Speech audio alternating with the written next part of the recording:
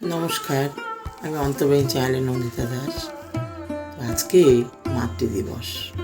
আপনারা সবাই জানেন, এই যে মা কথাটা অনেক বড় এবং অনেক কাছের।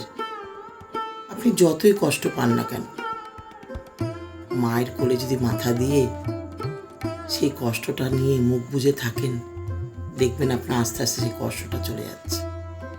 মায়ের কোলের এতই জোর। আর একটি নারী সম্পূর্ণ তখনই হয় যখন সে মা ডাক শুনতে পায়। তাই ভগবানের কাছে বলবো, এখন অবধি আমাদের দেশে যে সকল মেয়েরা মা হতে পারেনি কোনো কারণবশত,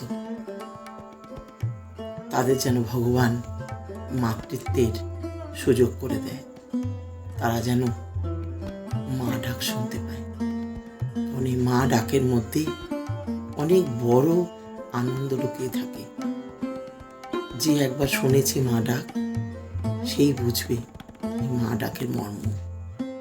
আর সেই সকল মায়েদের আমি বলবো, যে সকল মায়েদের সন্তানরা আজকে আমাদের দেশের কাজে যুদ্ধে বাইরে গেছে এই পাকিস্তানের এই ব্যবহারের জন্য, তাদের মায়েদের বলবো, তারা দুঃখ পাবেন না, কষ্ট পাবেন না।